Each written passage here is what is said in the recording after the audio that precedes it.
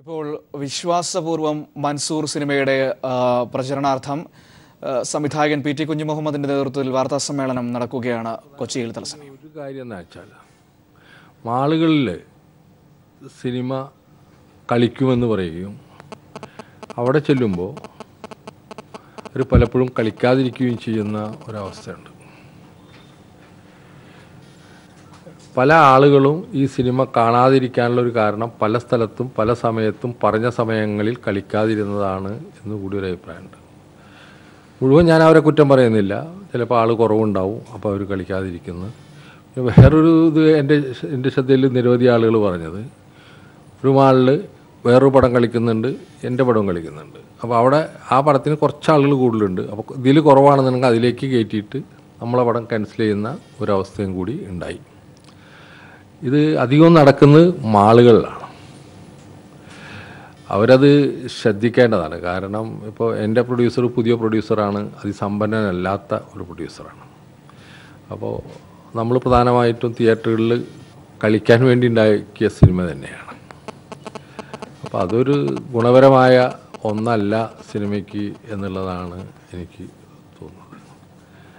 അത് ഞാൻ അവരെ ഒരു വിമർശിക്കാനൊന്നുമല്ല, എങ്കിൽ പോലും ആളുകൾ ഈ കാര്യത്തിൽ അനൗൺസ് ചെയ്ത പടങ്ങൾ ചെയ്യുമ്പോൾ ആളുകൾക്ക് കാണാനുള്ള ഒരവസരം ഉണ്ടാകും. പലരും അങ്ങനെ പോയിട്ട് മടങ്ങി വന്ന നിരവധി ആളുകൾ, ഇപ്പോൾ തലശ്ശേരിയിലൊക്കെ ഉണ്ടായത് എന്താണെന്ന് വെച്ചാൽ അവിടെയാണ് ഈ പടം ഷൂട്ട് ചെയ്തത്, കുറേ ആളുകൾ പോയിരുന്നു. അവർക്കൊക്കെ അത് കാണാൻ പറ്റാതെ മടങ്ങി പോരേണ്ട ഒരിതുണ്ടായി.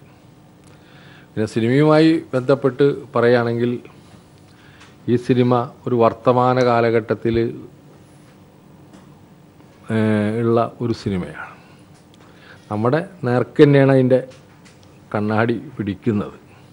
നമ്മൾക്ക് ഈ സിനിമ ചെയ്യുമ്പോൾ ഇത് ഒരു അനുഭവ കഥയായിട്ടല്ല ജയകൃഷ്ണൻ എന്നോട് പറഞ്ഞത്. നമ്മളും അങ്ങനെ തന്നെയാണ് അതിൻ്റെ സ്ക്രിപ്റ്റ് എഴുതുമ്പോഴൊക്കെ ഉണ്ടായത്. നിങ്ങൾക്കെല്ലാവർക്കും അറിയുന്ന സജിത്ത് സുബ്രഹ്മണ്യൻ എന്ന പ്രസിദ്ധനായ പത്രപ്രവർത്തകൻ മിനിഞ്ഞാന്ന് കോഴിക്കോട് ഈ സിനിമ കണ്ടിട്ട് എന്നെ വിളിച്ചത്. അദ്ദേഹം പറഞ്ഞു, എനിക്കറിയുന്ന പലരും ആ സിനിമയിലുണ്ട് എന്ന് പറഞ്ഞു.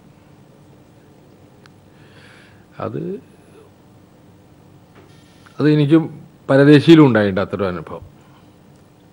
പരദേശിയിലും അങ്ങനെ ഒരു കഥാപാത്രത്തെ ഭാവനയിൽ സൃഷ്ടിച്ചൊരു കഥാപാത്രത്തെ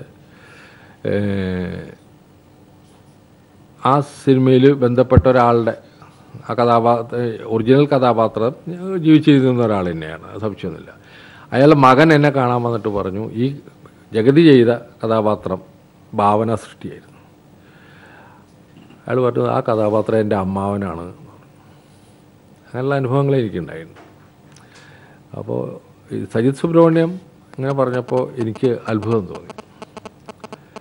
ഈ സിനിമ ചർച്ച ചെയ്യപ്പെടേണ്ട ഒരു സിനിമയാണെന്നാണ് എൻ്റെ അഭിപ്രായം. നമ്മളെ നാട്ടിൽ എന്ത് കലാപമുണ്ടായാലും എന്ത് പ്രശ്നം ഉണ്ടായാലും സ്ത്രീകളാണ് അതിലിരയാകുന്നത്. ഈ സിനിമയിൽ ഒരു അമ്മയും മകളും ഒരു കലാപത്തിൽ നിന്ന് ഓടി രക്ഷപ്പെട്ട് വളരെ സെക്കുലറായ ഒരു പ്രദേശത്ത് വന്ന് താമസിക്കുമ്പോൾ അവർക്കുണ്ടാകുന്ന കഷ്ടപ്പാടുകളും പ്രശ്നങ്ങളും തന്നെയാണ് സിനിമ പ്രതിപാദിക്കുന്നത്. തുടക്കം ഈ രണ്ടാളുകളേതാണെങ്കിൽ അവസാനവും വേറെ ഒരമ്മയും മകളും തന്നെയാണ് വരുന്നത്. ഇതൊരു തുടർച്ചയാണ്. ഈ അമ്മയും മകളും ഉള്ള പലായനങ്ങൾ, ഇപ്പോൾ നമ്മൾ ഇറാഖിലൊക്കെ സിറിയയിലൊക്കെ വളരെ രൂക്ഷമായിട്ട് കാണുന്ന പലായനങ്ങൾ നമ്മൾ കണ്ടു. എത്രയോ സങ്കടപ്പെടുത്തുന്ന കഥകൾ കണ്ടു.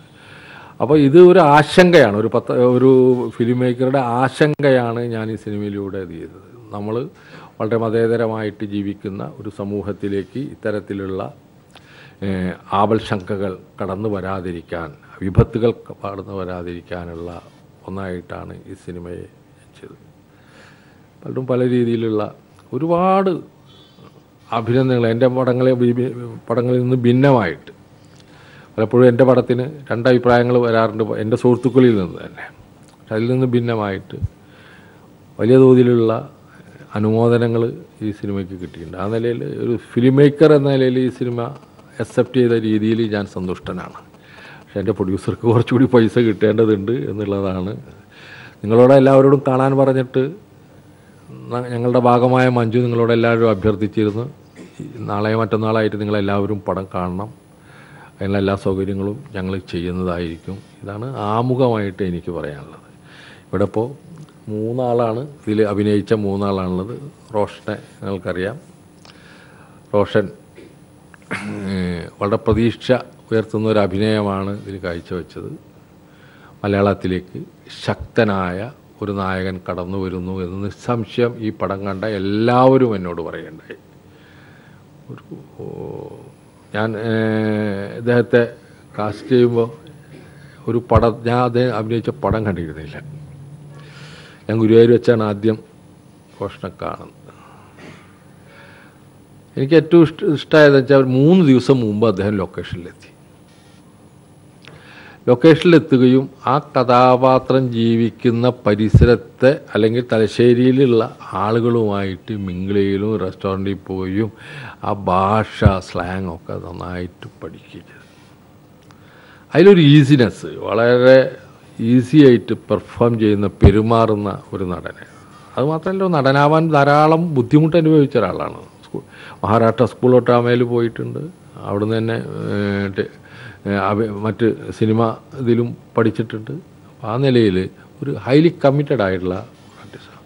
പിന്നെ പ്രയാഗ മാർട്ടി ഒരു സൂപ്പർ താരമാണ്. പിന്നെ പ്രയാഗങ്ങളോട് പരിചയപ്പെടുത്തേണ്ട കാര്യമില്ല. പക്ഷേ പ്രയാഗ മാർട്ടിൻ്റെയും ഒരു വളരെ ഭിന്നമായ ഒരു വേഷമാണ് എന്ന കാര്യത്തിൽ യാതൊരു സംശയമില്ല. ഒക്കെ ഇപ്പോൾ കേരളത്തിൽ പൊതുവെ അഭിപ്രായങ്ങൾ വന്നു കഴിഞ്ഞാൽ ഞാൻ പറയേണ്ട കാര്യമൊന്നുമില്ല. ഏറ്റവും സെയ്ഫ് മുഹമ്മദ് എന്ന് പറഞ്ഞ ഒരു പുതിയ നടനാണ്. അദ്ദേഹം എൻ്റെ സിനിമയിൽ റഫീഖ് എന്ന കഥാപാത്രത്തെ അവതരിപ്പിച്ചിട്ടുണ്ട്. അതാണ് ആമുഖമായിട്ട് എനിക്ക് പറയാനുള്ളത്. ഇനി ഇവർക്ക് എന്തെങ്കിലും കൂട്ടിച്ചേർക്കാനുണ്ടെങ്കിൽ 2 പേർക്ക് വെയിറ്റ് ചെയ്യാം.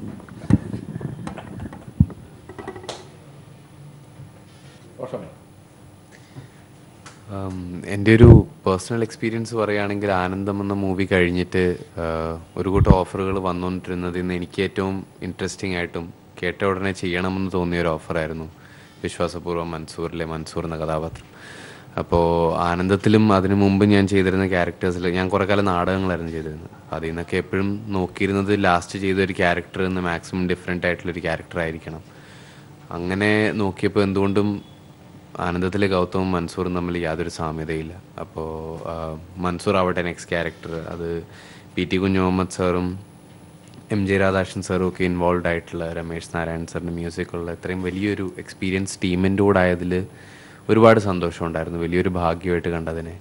ഇത്രയും സോഷ്യലി റെലവൻ്റ് ആയിട്ടുള്ള, കോംപ്ലിക്കേറ്റഡ് ആയിട്ടുള്ളൊരു ഇഷ്യൂ സാർ ഈ മൂവിയിലൂടെ കമ്മ്യൂണിക്കേറ്റ് ചെയ്യാൻ തീരുമാനിച്ചത് ഞങ്ങൾ കുറച്ച് യങ് ആക്ടേഴ്സിലൂടെയാണ്.